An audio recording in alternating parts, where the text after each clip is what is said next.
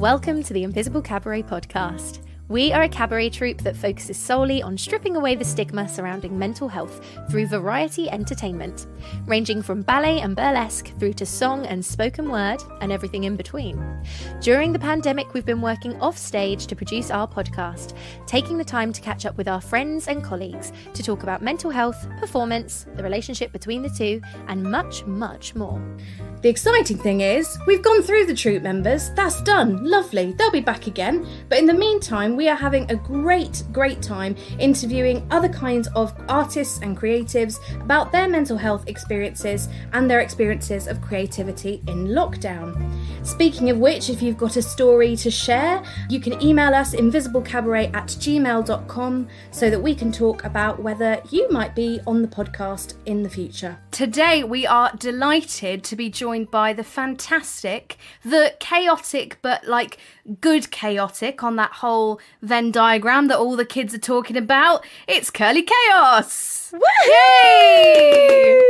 Curly, very nice of you to join us. I'm happy to be here. Thank you for having me. It's very exciting. Oh, bless you. It's our privilege. You are a fantastic burlesquer, Neo-Burlesquer. How do you categorise yourself? Do you put yourself in those categories? I kind of don't anymore. I've gone to a place where I never thought I'd go, which is very annoying, which is saying it's all art, dear.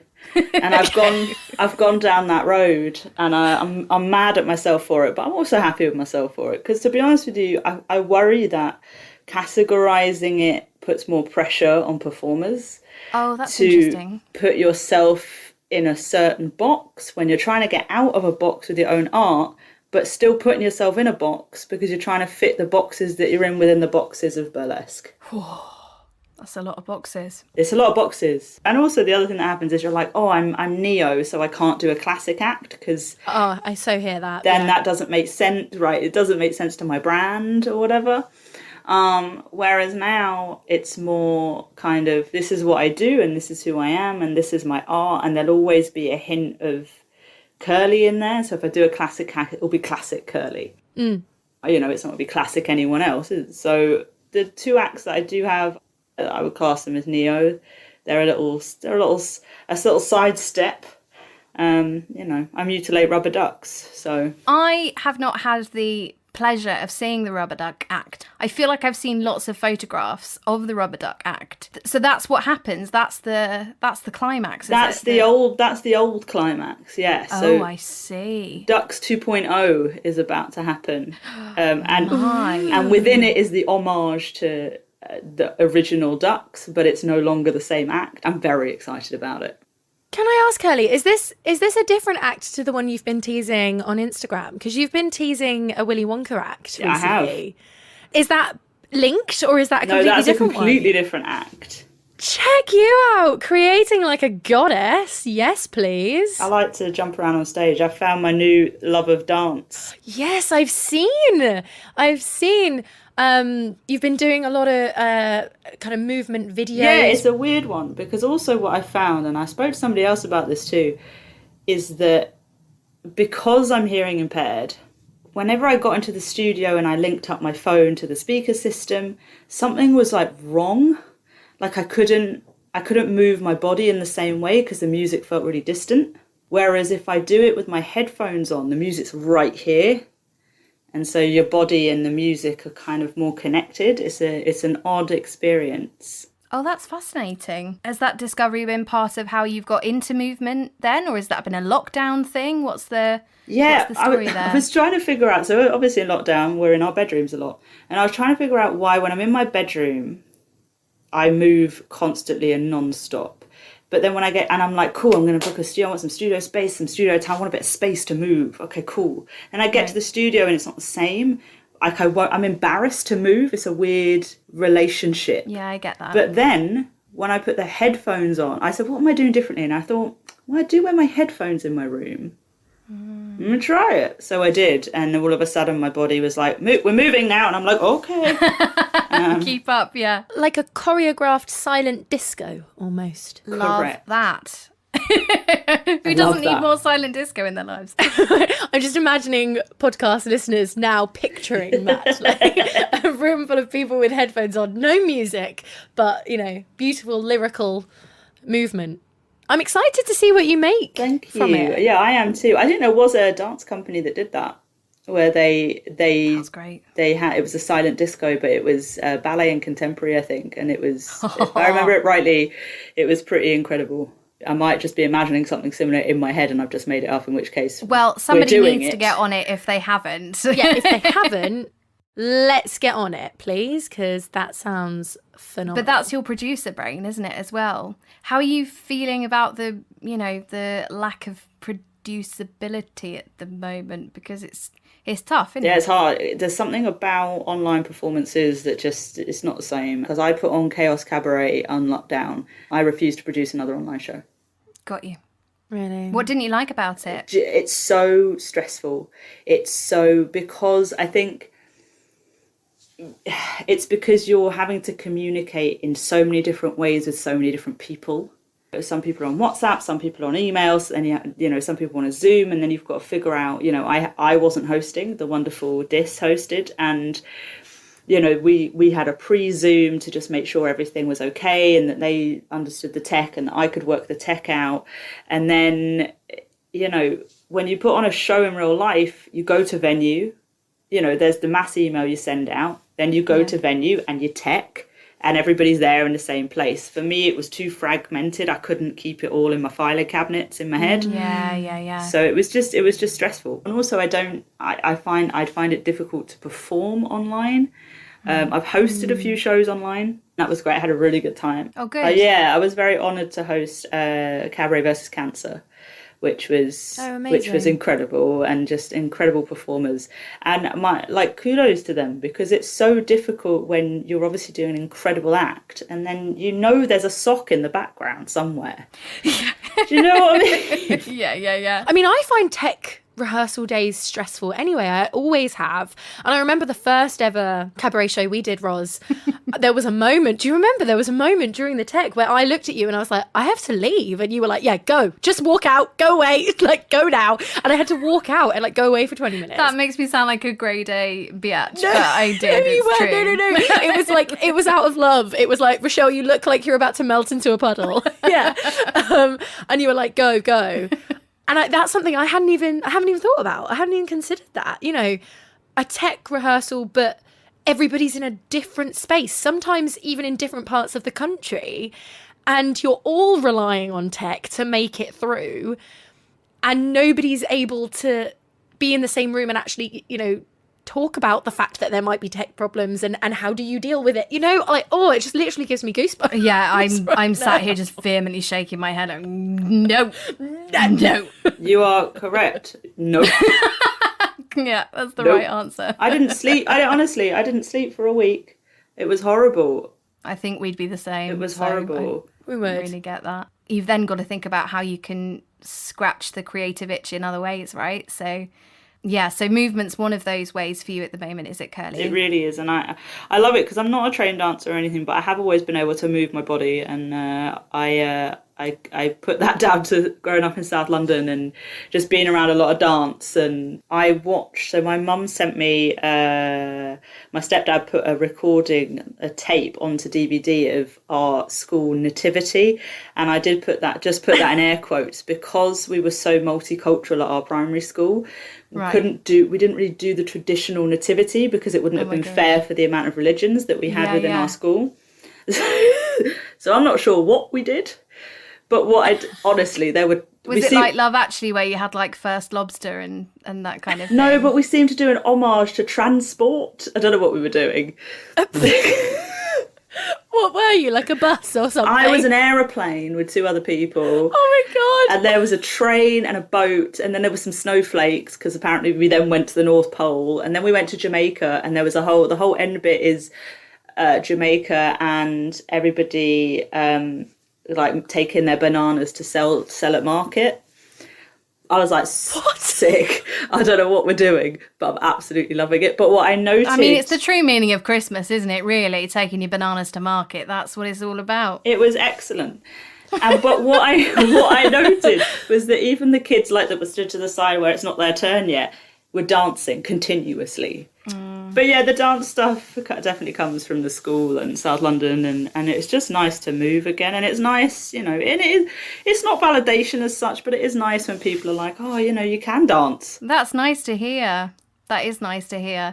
I was reminiscing recently with a friend who I was in a musical with at uni about how I'd met her mum after the show, and I was the main part in this musical, and her mum came up to me afterwards. I had to do a full tap routine, by the way, in this musical on my own. It was Sweet Charity, so it was like, it was a big old tap thing. So afterwards she came up to me and she said, oh, you did a really great job. You know, we could see you weren't a dancer, but my goodness, we were rooting for you.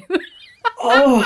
Which to this day is like the most iconic thing anyone's ever said to me. I've not had time to get hurt about it because I found it too funny. Shots fired. Are you okay? Oh my God. Amazing. Wow. And that is why I do the talky of the cabaret and not the wiggly. Amazing. The talky. I love that. No, I love it. It's a really interesting point you make about, you know, how important, the fact that it's been with you your whole life, and the story of, you know, the children standing around, even if they're not doing anything, they're having a boogie. Like, it's so moving. We don't need to say this. The arts in general are so important. I don't know if you've seen the video that's doing the rounds at the moment of the woman who's got Alzheimer's, who was a prima ballerina. Yes. Yeah, I have seen that. Oh my God, broke my heart. Like, that just gives you everything, doesn't it? And we've does. spoken to our lovely Miss Mustard Seed about the importance of music in her work as a nurse, and, you know, with people who are having end of life care, and, you know, they're going back to music because it's going to instill a reaction in them, and it's just, you know, it's so wonderful. And we at the Cabaret, you know, we're all about the use of music and dance and art in general to process things. And I wanted to ask you, Anya, you mentioned that you've recently been diagnosed with PMDD.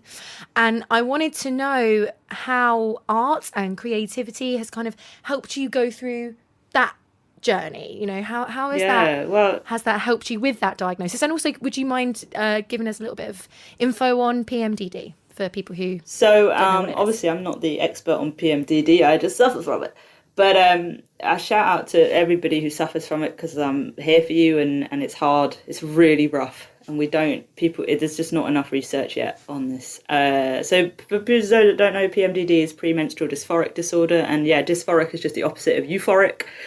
So it's like euphoria, but the other way. And it's basically an imbalance in hormones. And that's a really simplified way to explain it. There's a lot of other things that happen there. But one of the big things that happen with PMDD is rage. So like irritability and anger and rage.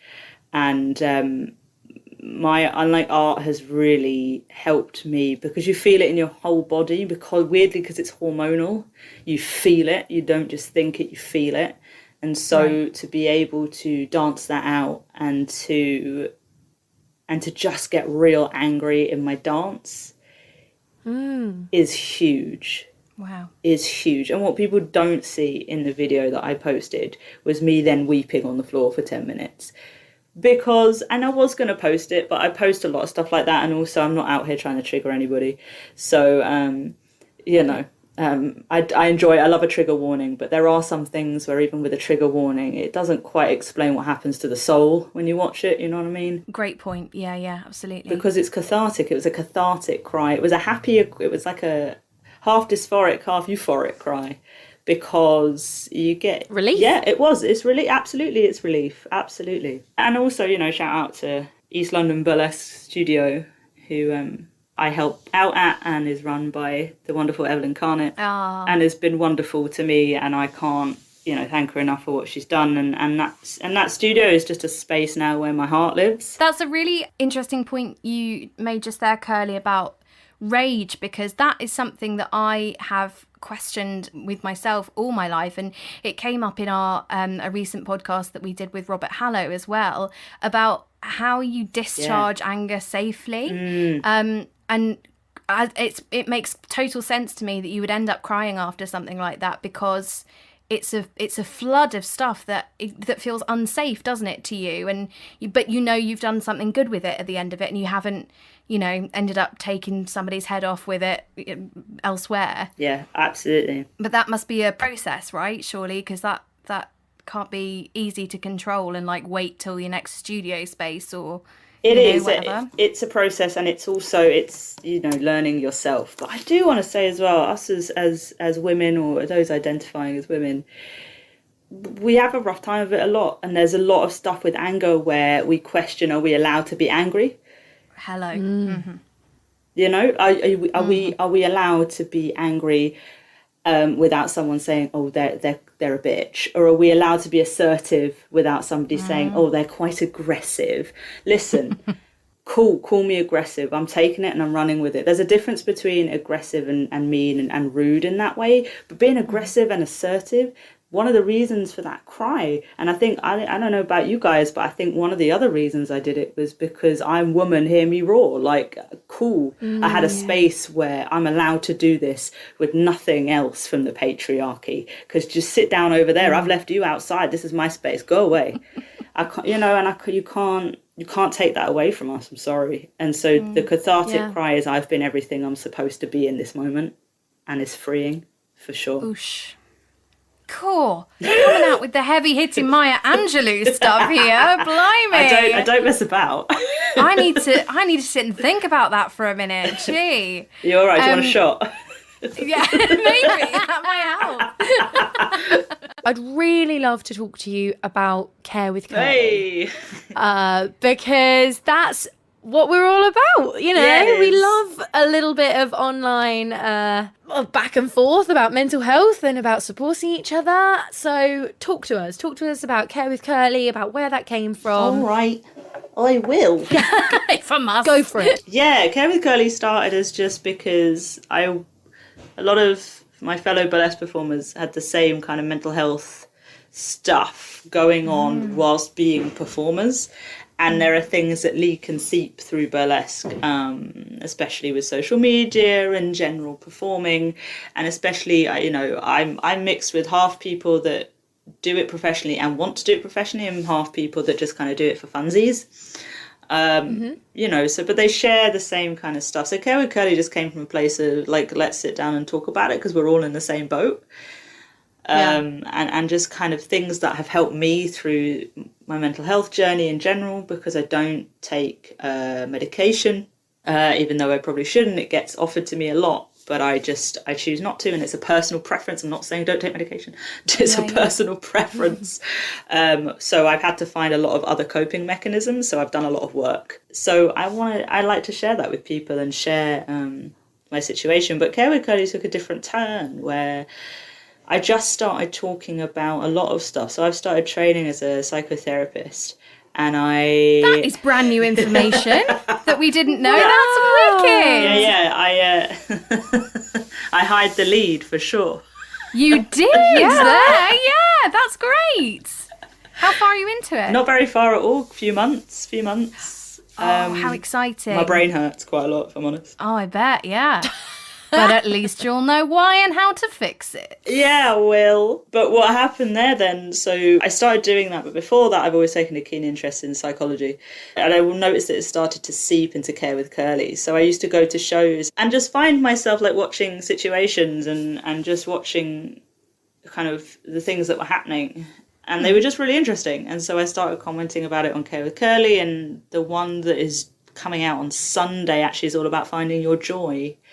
Because I read a book about how to find your joy without it being financial, for social media, for anybody else but you.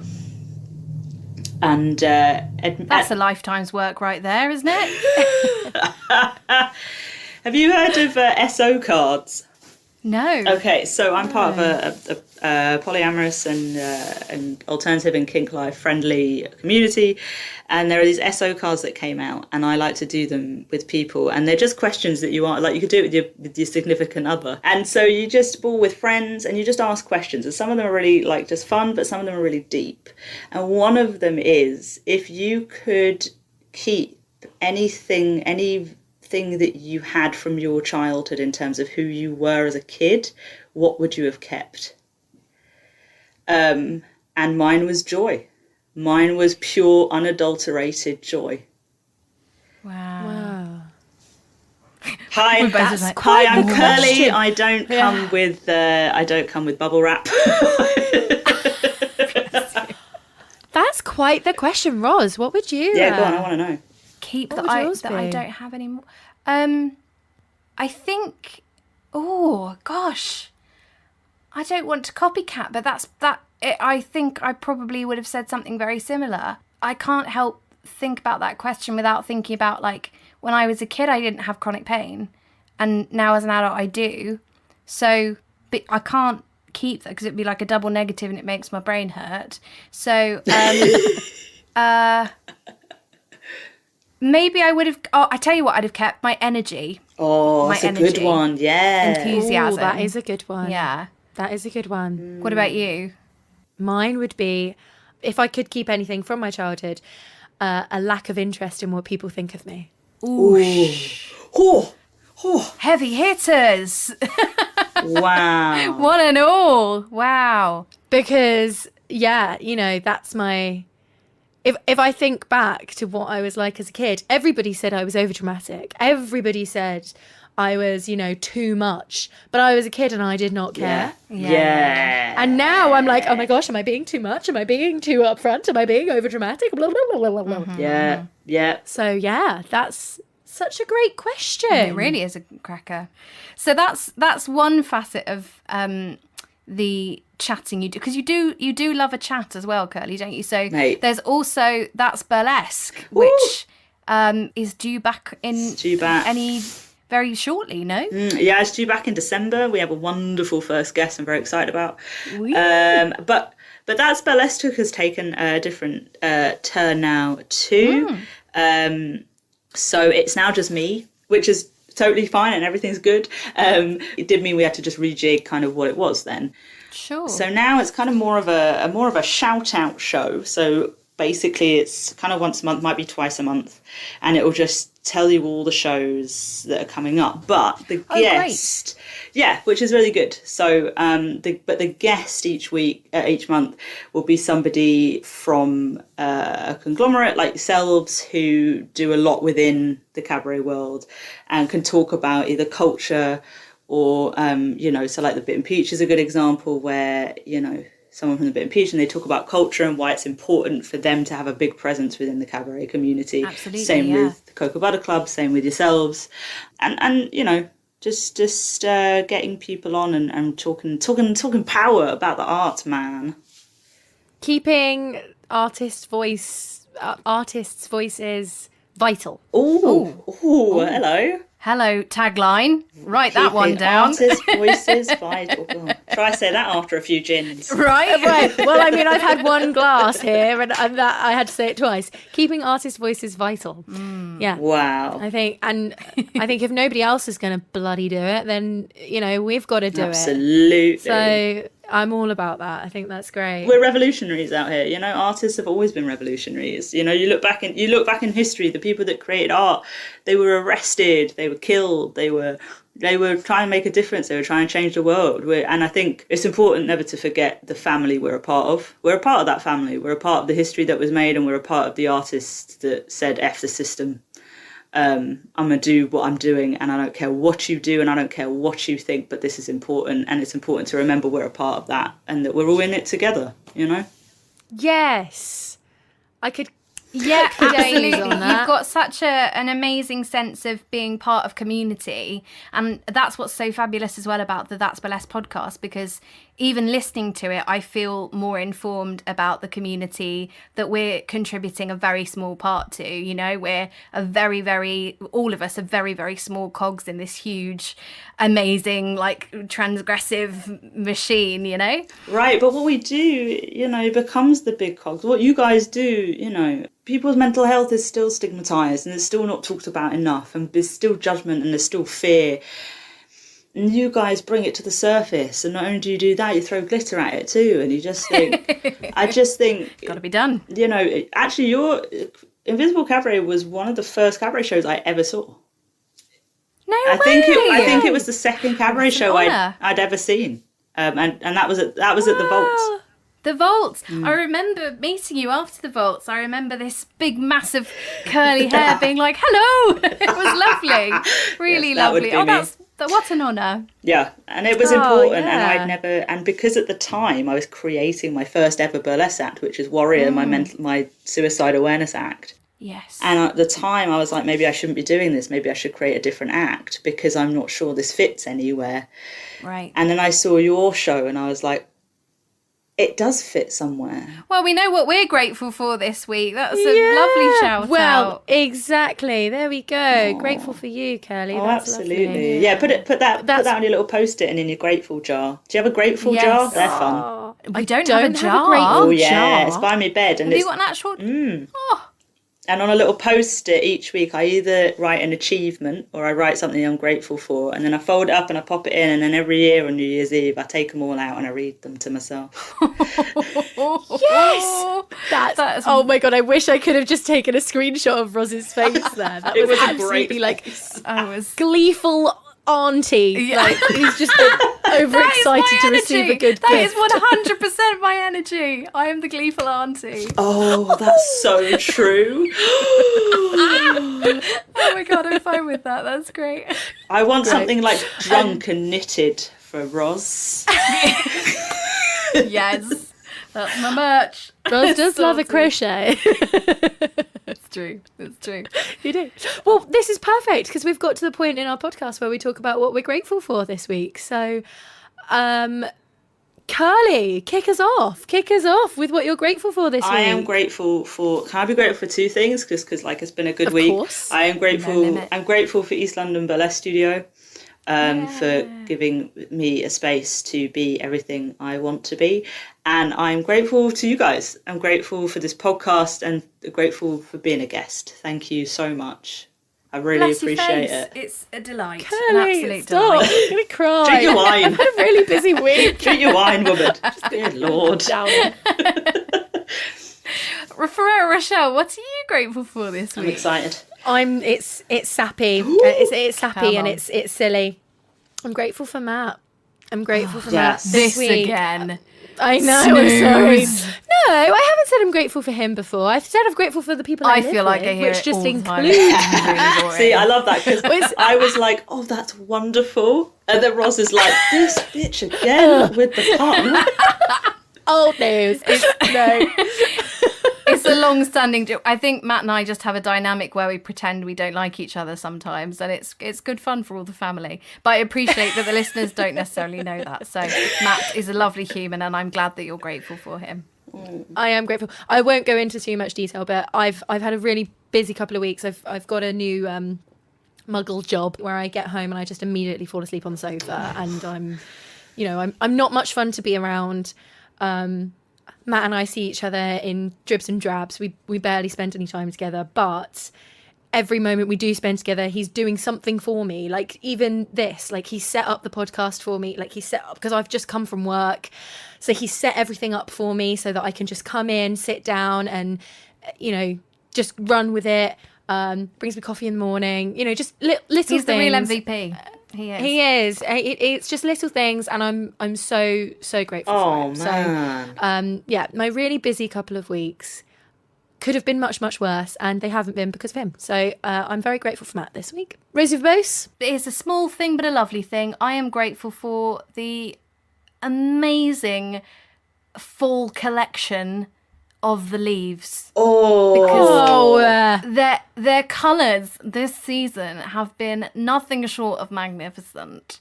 And I picked up a leaf the other day on my walk with Queen Totty, my dog, and I came back and I showed my mum this leaf and I was like, look, who gave this leaf permission to be this bright and glorious? Like, it was like this burnt orange, like,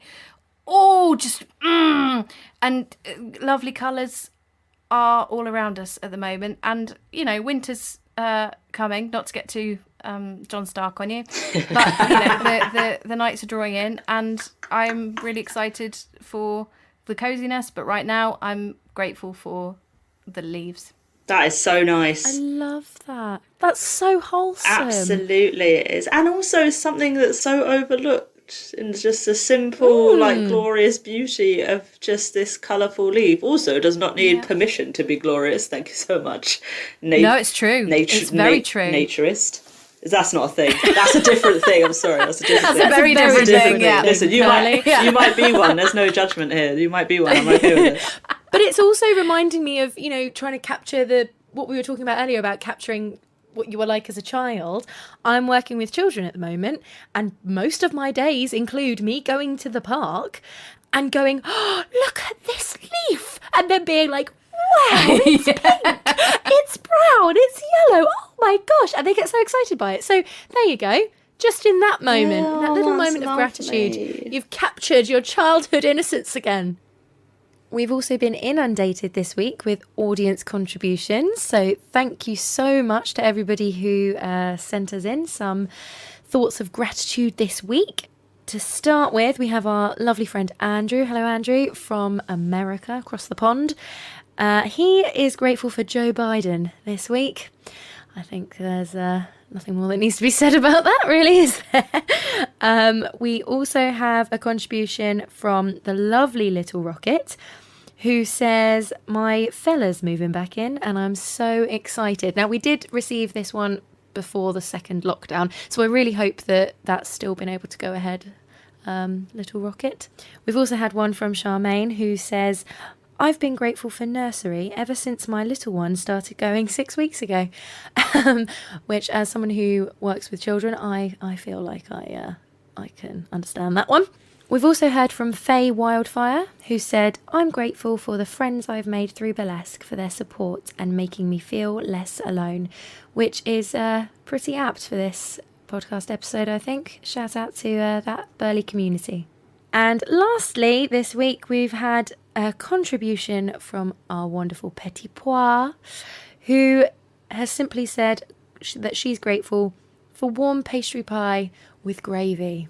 Good grief, who knew a burlesque-themed podcast could be so wholesome? Bringing it. I mean, I can flash if you want. No one else would see it. Bring us back on a level, please, Kelly. Hey, I'm all about consent. Quick, get some tassels out or something. Quick. Shimmy. Yes. It's nearly our time for this week, but before we go, we do want to ask you, Curly. Yes. What have you got coming up that we can look out for, that we can look forward to? What you got? Got a few things in the pipeline that I'm not really going to say anything about right now, but there are some stuff coming. Obviously, That's Burlesque is coming in December. Yay! Also, it's a way off yet, but I am Irish, and so we're going to do my show. Chaos Cabaret is going to do Chaos Cabaret Does Culture, and it is going to be a show of however many performers we are allowed at that point in time in March for St. Paddy's Day. All who have acts. Good pre-planning. Absolutely. Excellent. All who have acts related to their culture or heritage. And I'm very excited about it because us Irish, we love a good cultural heritage. You know, we accept all people. And as long as you can drink with us, we're happy. So that's going to come up. Applications will open at some point for that when I put that out there. Presumably people can keep up to date with Care with Curly and your other bits and bobs on Instagram. Absolutely. Curly _ chaos _ burlesque.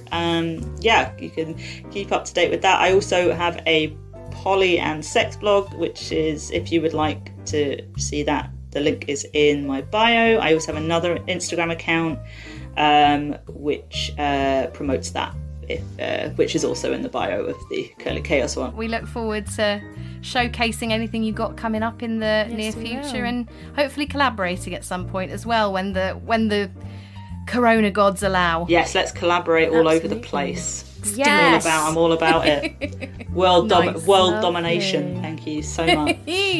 One cabaret venue at a time. You better believe it. Woohoo! Thank you so much for joining us, Curly. It's been an absolute pleasure to have you on the podcast. Thank you to our listeners for checking in with us each fortnight. I had to really think. I was like, when does this podcast What come is out? time Yes. anymore? Let's be fair. I have no idea. Days are just merging. But we know that in the meantime, you can check in with us on Facebook, Instagram, YouTube, all those fun times. And in the meantime, be kind to yourselves, and we'll see you soon. Thanks for joining us. Bye-bye.